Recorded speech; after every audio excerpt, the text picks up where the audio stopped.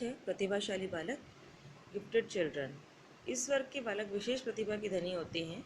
इनकी बुद्धि लब्धि सामान्य बालकों से काफ़ी अधिक होती है। जो कार्य इन्हें दिया जाता है उसे शीघ्र ही पूरा कर लेते हैं।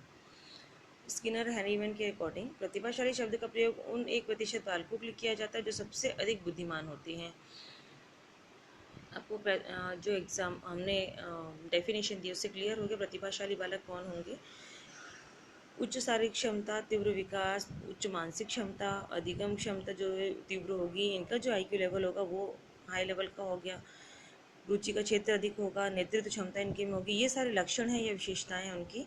साथ ही इन बालकों के साथ समस्या क्या होती है, इनके विकास में अवधान उत्पन्न होता है। समायोजन की समस्या बहुत ज़्यादा होती है क्योंकि ये सामान्य बच्चों के साथ में रहते हैं और इनका जो IQ लेवल है वो हाई लेवल का होता है।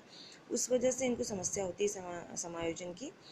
इनके में अहम की समस्या होती है, अपने आप को प्रूव करना चाहते हैं और इनके में बहुत ज़्यादा अहंकार की भावना भी होती है। अपने मैं की भावना होती है कि मैं अपने आप को प्रूव करूं, तो वो एक परेशानी हमको देखने के लिए मिलती है। साथ ही सामान्य बालकों की अध्यापक की जो समस्या होती है वो इनके साथ में होती है कि अध्यापक प्रॉपर इनको गाइडेंस नहीं दे सकते हैं क्योंकि सामान्य बच्चों के साथ ही इनको एजुकेशन देना है। इनके लिए विशेष प्रशिक्षण की आवश्यकता होती है जो इनको नहीं मिल पाती, तो ये इसमें इनको बहुत तकलीफ़ें होती हैं।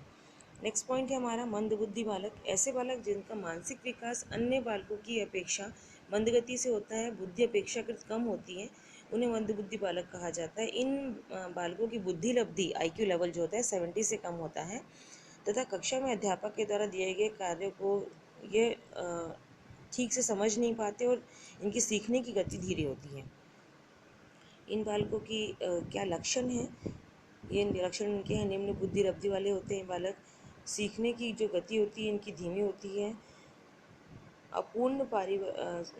अपूर्ण मानसिक योग्यता, निर्णय क्षमता का अभाव और सीमित मानसिक क्षमता, आत्मविश्वास की कमी, दूसरों पर निर्भरता, साथ ही नेतृत्व क्षमता की भी इनके में कमी होती है। इनकी शिक्षा के लिए हमें क्या क्या उपाय करने चाहिए या शिक्षा किस तरह की होनी चाहिए उस पर हम डिस्कस करेंगे। मंदबुद्धि बालकों की शिक्षा के लिए सामान्य बालकों से कमज़ोर होते हैं, अतः इनकी विशेषताओं के आधार पर इन्हें विशेष शिक्षा की आवश्यकता होती है। विशेष विद्यालय की स्थापना, पृथक कक्षाओं की व्यवस्था, विशेष शिक्षकों की नियुक्ति, विशेष पाठ्यक्रम, मूल्यांकन विधि जो होती है इनकी अलग होनी चाहिए। छोटे समूह में इनको शिक्षा देनी चाहिए। बहुत बड़े क्राउड में ये समझ नहीं पाते हैं, इन पर ध्यान नहीं जा पाता, इसलिए मनोरंजन पूर्ण शिक्षा होनी चाहिए। शिक्षा की गति जो होती है वो धीमी होनी चाहिए, मतलब इनका पाठ्यक्रम जो है अलग से डिसाइडेड होना चाहिए क्योंकि इनकी जो मंद बुद्धि के हैं इनकी गति काफ़ी धीमी है, तो इस चीज़ को ध्यान में रखते हुए इनकी शिक्षा दीक्षा हमको करनी चाहिए। अगला पॉइंट है हमारा पिछड़े बालक। पिछड़े बालकों में इनका जो डेफिनेशन है वो हम देखते हैं। सिरिल बर्ट इसके अकॉर्डिंग पिछड़ा बालक वह है जो अपने अध्ययन के मध्य काल में अपनी कक्षा का कार्य जो उसकी आयु के अनुसार एक कक्षा अथवा नीचे का है उसको करने में असमर्थ रहता है। इनका कहना यह है कि बैकवर्ड चाइल्ड जो है वो अपनी कक्षा के, सपोज वो बच्चा 5वीं का है तो वह 5वीं कक्षा के कार्य के साथ साथ 4th क्लास के कार्य को भी करने में अक्षम रहेगा, नहीं कर पाएगा, वो पिछड़ा बालक कहलाएगा। मतलब वो उसकी गति धीमी है सीखने की, ऐसा बालक, मतलब उसका IQ लेवल कम है, तो ऐसे बालक को हम पिछड़े बालक कहते हैं। पिछड़े बालक के जो लक्षण होते हैं या विशेषताएं होंगी वह आप नोट कर सकते हैं। पिछड़ा बालक जो होगा उसकी सीखने की गति धीमी होगी, जैसे कि आपको पता चल गया।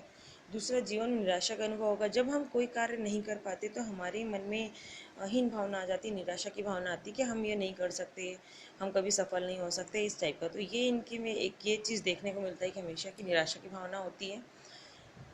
साथ ही समाज विरोधी कार्यों की प्रस्तुति। जो पिछड़े बालक होते हैं वो अक्सर आप ध्यान देंगे कि वो गलत कार्यों में लिप्त हो जाते हैं। अपने ऊपर सबका ध्यान आकर्षित करने के लिए वो गलत कार्य करने लगते हैं, चिड़चिड़ाना, चीखना, चिल्लाना या कुछ अपराधी प्रवृत्ति के कार्य करने लगते हैं, जिससे भी वह अलग दिखाई देते हैं बाकियों से। जो सामान्य पाठ्यक्रम डिसाइडेड है उसे वह नहीं पूर्ण कर पाते। जो समय काल दिया जाता है, मतलब 1 ईयर का जो पाठ्यक्रम हमको डिसाइड होता है किसी कक्षा के लिए, उसको करने में उनको काफ़ी टाइम लगता है या सप्लीमेंट्री या फेल हो जाते हैं उस कार्य को करने में, ये भी एक उनकी कमी है। तो इसके पिछड़े बालकों की शिक्षा किस तरह से हमको करनी चाहिए। पिछड़े बालकों की सही शिक्षा व्यवस्था अगर हमको करनी है तो उनके लिए पृथक से कक्षाओं की स्थापना, मतलब डाउट क्लासेस जो बोला जाता है, वो इनके लिए किया जाएगा। विशेष कक्षाओं की आवश्यकता नहीं है। इन्हें सिर्फ पिछड़े हैं, इनकी सीखने की गति धीमी है, या तो इनके कंसंट्रेशन में कमी होती है, या कुछ अन्य कारण भी हो सकते हैं, सामाजिक, आर्थिक, पारिवारिक कुछ कार्य हो सकते हैं जिसकी वजह से ये सीखने की गति धीमी होती है। तो इनके लिए अलग से डाउट क्लासेस वगैरह, रेमेडियल क्लास वगैरह करनी चाहिए, जिससे यह समान बालकों की तरह बिहेव करना चालू कर दें। इसके साथ ही विशिष्ट पाठ्यक्रम का निर्माण, विशेष शिक्षकों की सुविधा, उपयुक्त शिक्षण सामग्री का प्रयोग, साथ इसके साथ पाठ्यक्रम को छोटे छोटे भागों में डिसाइड करके उनको छोटे छोटे समूहों में पढ़ाना चाहिए हमें। अब हम नेक्स्ट देखेंगे समस्याग्रस्त बालक।